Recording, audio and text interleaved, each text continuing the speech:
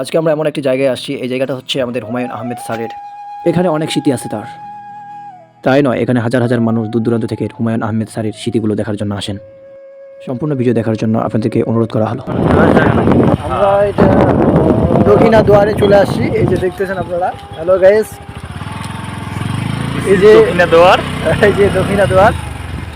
এই জঙ্গলটা প্রায় কয়শো কিলোমিটার, 250 থেকে 300 কিলোমিটার হবে। এটা আমরা কিনবো, এটা খাস আছে, আবহাওয়াটা কিনে নিজের নামে করে ফেললো।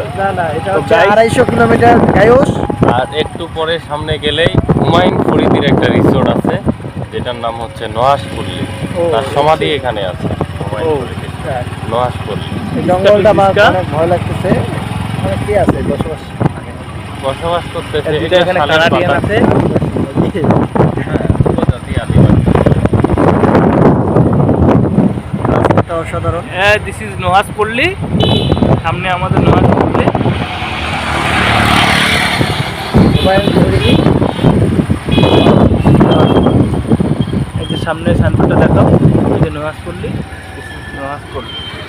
এখানে মানুষ দক্ষিণা দুয়ার প্লাস নহাশপল্লী। এই যে আগে দক্ষিণা দুয়ারটা দেখায়নি তোমাদের। আচ্ছা, এই যে দক্ষিণা দুয়ারটা দেখে আসেন না? এটা হচ্ছে দক্ষিণা দুয়ার একটা রিসোর্ট, অনেক বড় নামি দামি একটা রিসোর্ট। এখানে কি আমরা ফ্রি ঢুকতে পারবো? এখানে এন্ট্রি ফি 1000 জন প্রতি। আমাদের দ্বারা সম্ভব হচ্ছে না গাইস, আমরা ঢুকতাম। এখন আমাদের আমরা সরকার। ঢুকি তো আপনাদেরকে আমরা দেখাই এই যে এখানে একটা ধাবা দেখতেছেন, এখানে চায়ের রান্না হয়। এখন নহাশপল্লীতে যাচ্ছে। এখন আমরা যাচ্ছি মহাশপল্লী, যেটা ভিতরে একটা রিসোর্ট। নহাশপল্লীতে entry fee. এই জঙ্গলটা দেখতেছেন? তো পাতা আর পাতা। আসলে আপনার এই যে খড়ির অভাব হবে না। এগুলা খাস জমির উপর জমিটা নেন এখন। না, এটা সরকারি জমি, শালের গাছগুলো না সরকারি জমি। ওই যে হুমায়ুন ফরিদি। না, ওইটা ওর কেনা জমি।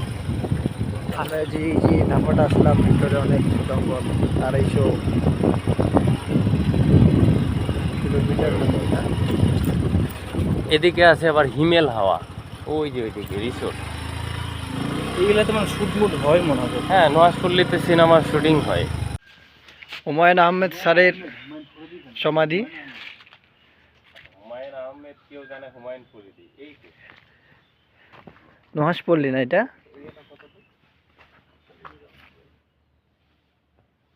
কুরবান, তোমার R15টা রয়্যাল ইনফিনিট।